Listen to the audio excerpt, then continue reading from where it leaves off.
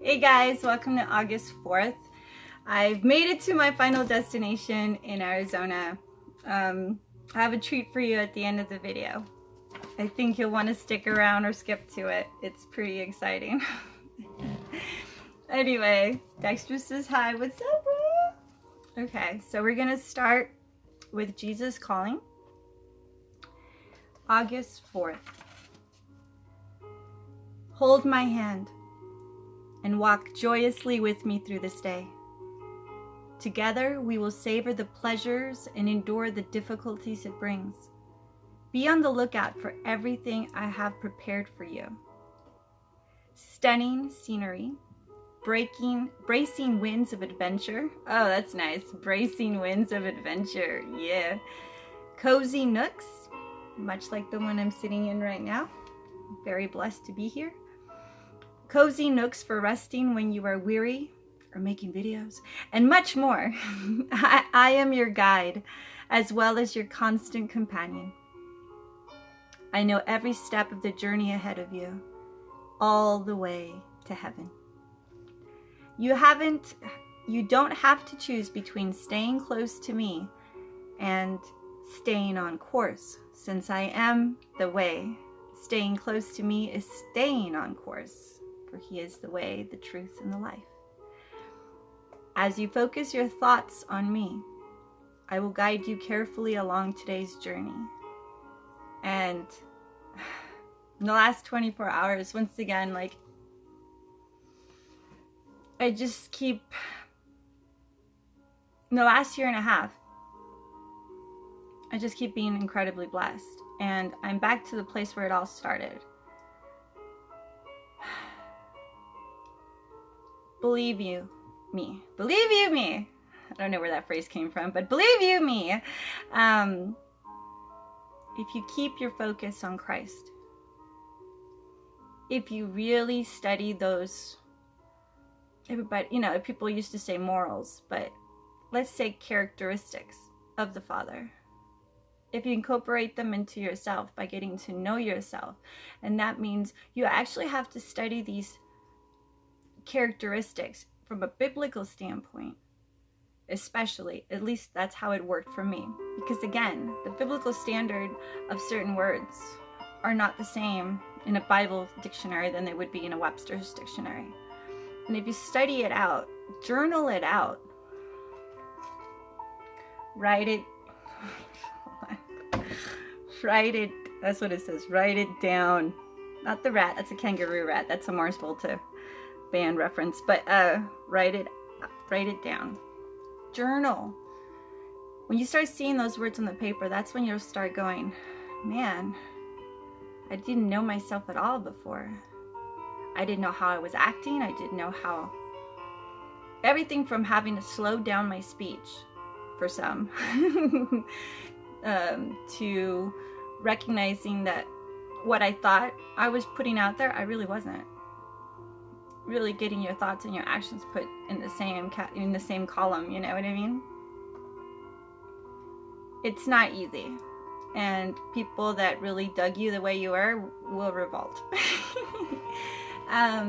You might be surprised by what you find out about yourself, and it can be embarrassing. It can be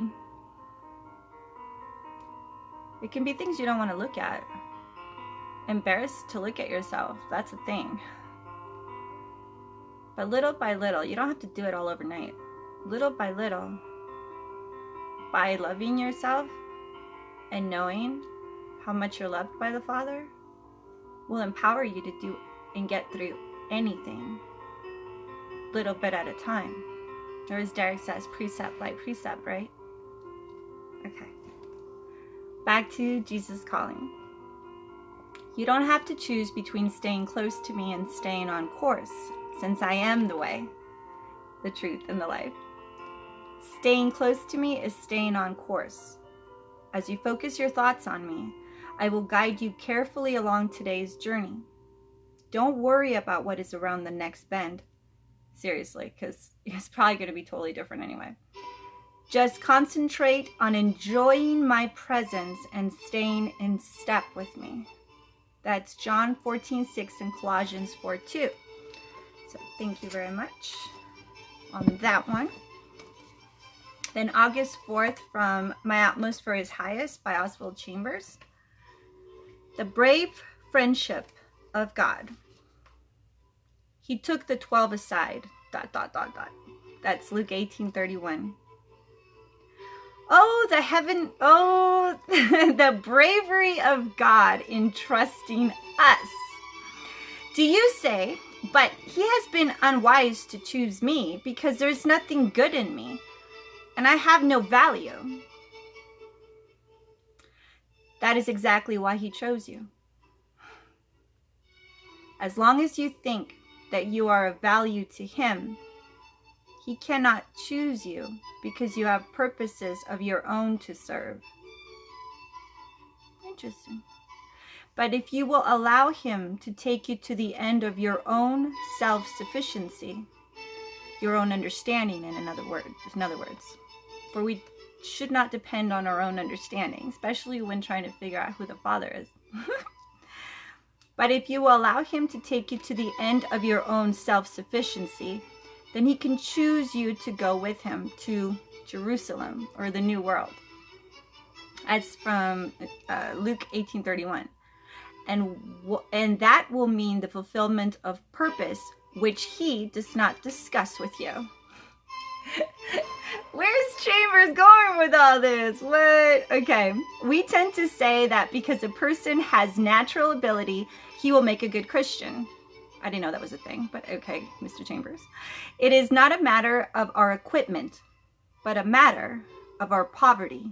Not of what we bring with us, but of what God puts into us. Get it? Okay, now I get it. Not a matter of natural virtues, of strength of character, of knowledge, or of experience.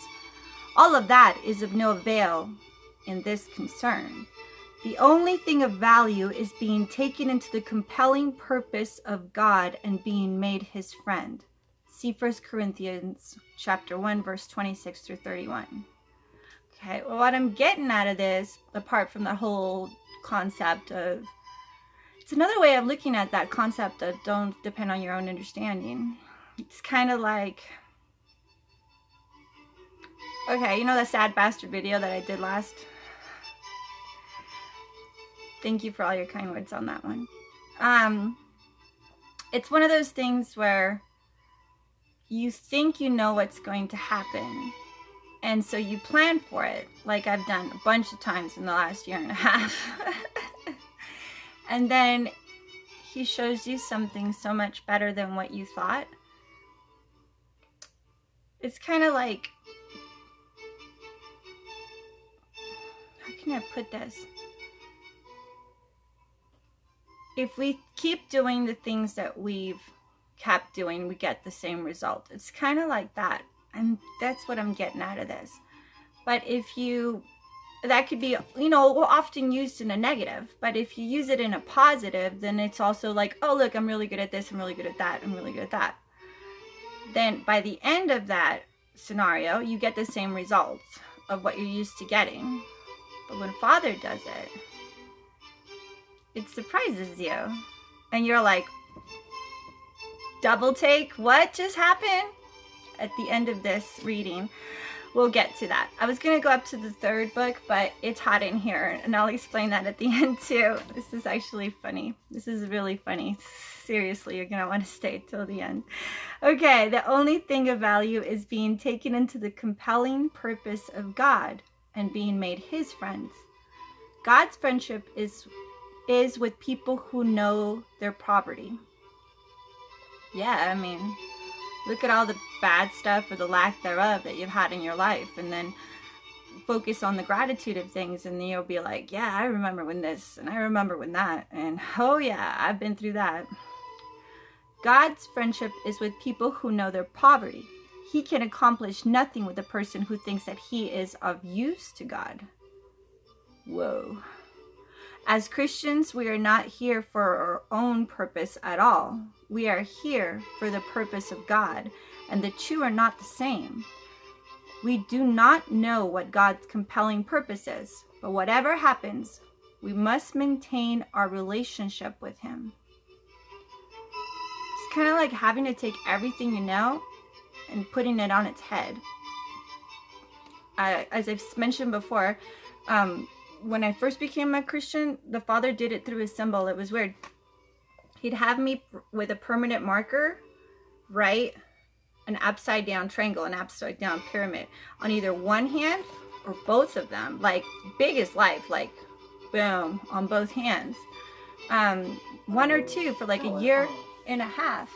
And it turns out he did that so that I would understand that everything I was looking at, I needed to see it from a completely different perspective. So this is kind of what this reminds me of, which is an interesting concept to put out there. But everything from the way I talked to the way that I perceive things of relationships, or ultimately the Bible itself, I realized that I needed to completely take myself out of the scenario and be an observer, be a witness, and look at it logically. Like when I was a stage actor for eons, so for like 20 years. So I would look at the script excitingly, and I was like, who is this person that I'm going to play?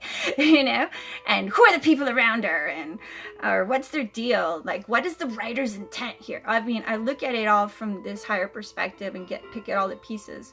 And the way the Father had taught me with that upside down concept, which is also a verse. But anyway, it taught me that I had bought a lot of things that weren't true. Because somebody just said it and I just believed it. Or somebody told me it was like that and I just believed it. I didn't research it. I didn't stop and logically with that bipartisanly think about it. I just went, oh yeah, that's just how it is. So that's kind of like the concept here that he's describing. It's reminding me of that. The only thing of value is being taken into the compelling purpose of God and being made his friends. Well, you gotta trust him to do that, right? To just be like, okay, I'm on standby and I'm gonna open my day and my time completely to a divine appointment. Let's say, if you practice that, if you say, okay, Father, I'm opening up my day for a divine appointment, and when those synchronicities come up, you start to notice them, and you learn to act on them quickly. Because if you falter or stutter and not move on them, you actually feel the Holy Spirit kind of go and groan inside you, and then you feel a little uncomfortable. And you're like, oh man, that was a divine appointment and I totally missed it. Oh! And so there you go. It takes training and consistency once you get rolling. So, but it's exciting as hell. There's nothing more exciting than being in step with the Father. Nothing more exciting and more delightful. Okay, God's friendship is with people who know their poverty. He can accomplish nothing with a person who thinks that he is of use to God. As Christians are not here for our own purposes at all. We are here for the purpose of God, and the two are not the same. We do not know what God's compelling purpose is. Well, why do we not know what God's compelling purpose is? Because it's huge. He is the ultimate observer. He's the ultimate reflector, right? And it takes both of those things combined to be part of it, and to know that when we lend our energy towards the ultimate creator's creation, that it will be like a symphony moved around into a beautiful, beautiful song of frequency and light. And that by us allowing our energy to be used by that conductor, then we go into flow. We go into abundance of spirit. We do not know what God's compelling purpose is, but whatever happens, we must maintain our relationship with him. We must never allow anything to damage our relationship with God. But if something does damage it, we must take the time to make it right again. Oh, absolutely. Yeah. If you want your stomach to stop being tight, because that's fear and anxiety, and if you want your mind to stop backtracking into misery and muck, focus your full energy on scriptures and prayer and making something beautiful, an art piece for the Father, going out and helping somebody else clean something as if for the Father, because that's how you're going to fix your relationship, giving him time and energy and focus. Razor sharp focus coming from your heart in that intent is the best way to feel any relationship, especially with the Father, with the quickness, you know. But if something does damage it, we must take the time to make it right again. The most important aspect of Christianity, or the way, is not the work we do, but the relationship we maintain and the surrounding influences and qualities produced by that relationship. That's so beautifully said. I got nothing else to say about that other than it's beautifully said. That is all God asks us to give our attention to. And it is the one thing that constantly under attack. So what did we get out of here? You want to keep it straight? Always work on your relationship with your higher original creator of all, the Father. Okay. So for the subscribers that I think it's all of you, but that might recognize a thing or two from the space behind me. Okay, so when I first got out of Cali, I was really blessed to be able to come to Derek's sister's spot, and Derek's brother-in-law's spot, and they have a beautiful family. It's in the Prescott area in Arizona, and I have a little special, like, little delight for the subscribers that just love and know Derek. Okay, so I'm just going to show you, and I'll close up. Okay, so last time I lived here for like a month and a half. Oh, and so I had only ever been in here for like 30 minutes once with a friend of mine, because Derek was helping him with some targeted individual stuff, because my friend Anthony was being targeted and he was losing his mind. He didn't know what was going on, and so I brought him from my hometown in Hemet down here to talk to him, and Derek was gracious and amazing and talked to him for like 3 hours, and then at the end of that, it was the only time I'd ever been in here. And so when I got here yesterday, and Derek's sister, she's all like, it's Tish, her name's Tish, I don't know why I keep calling her Derek's sister. I think it's because I'm used to being protective, I guess. She's all like, yeah, why don't you just set up in the fifth wheel? And I was like, what? Yeah, in the fifth wheel. I'm like, the fifth wheel? So it's actually Tish's and Mark's, and they're great. But yeah, it's pretty cool. It's tiny but perfect. It's tiny in the sense of like a house, but for one person, it's like perfect. It's like the coolest little studio, right? But this is the Howell I ended it with. But check it out. Okay, so I'll just flip this around. I don't know if I can I flip this around? No, I can't. Okay, so do you recognize it now? How incredible is this? The energy, right? Yeah. So for me, what does this do for me? It just makes me thank the Father incredibly. Like so many of us, the videos that Derek made in this space. How many books would be written of the things that changed us as people? So for the better. So to be in this space, it just makes me feel like Father's just like, hi Mika, you're so just giving me a bear hug. So it'll definitely motivate me to spend a lot of time here, obviously. So yeah, I don't even know. I'm actually speechless on this one, right? So I'll just try. There's no try, there's do. I will honor the space and use its positive energy as a motivator to get back into Isaiah 7, says Tanya. I know, girl. I know. So that's where we left off in Isaiah 7. So, all right. I love you guys. Mwah. I talk to you later. Oh, smack! I almost forgot. Okay, I gotta tell you this. This is for real, real beautiful, serious, and I love it. The other thing I get to do over here, besides, you know, it's a big spot, so it's a pretty nice spot, man. So lots of yard work, stuff like that. You know, gotta pay your dues, right? And this is the most incredible family in the world. It just is. So the big thing is that I have the honor, for those of you that totally kick it with Mama Bros and had the pleasure of having her help you, because that's what she does with her spirit, with her light, with her energy, with her laugh, with her massages. As you guys know, Mama Bros had a stroke about 2 months ago, but she's doing really good. But I get to help her with flashcards and stuff, because, you know, when people have strokes, the brain gets a little like, what? So I get to honor to help her with like flashcards and to read the Bible to her. Because like the words are all in there, but well, people that know about strokes know, and that's not my business to tell, but the words are a little out of place right now.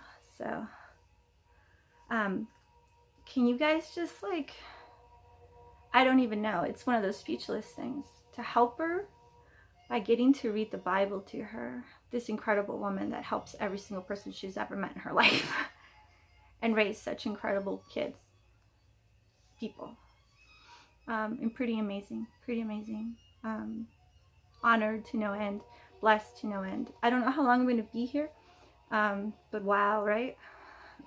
So there's my testimony yet again of not losing track of the Father and continuing to work on yourself, no matter how embarrassing it can be. It's worth it. And these are the type of incredible left field things that will help you go, okay, no matter what the matrix in the world says, I actually must be doing something right when I keep being surrounded by such love and perseverance through it all. I mean, wow. How does it get better than this? Father keeps showing me that it does, in the important ways, in the relational ways. This family's incredible, and I get to go help Mama Bros today. I love you guys. Okay, I better stop my rambling. It's almost dizzying sometimes for me. Like, how did I get here? This is incredible. All right, I love you guys.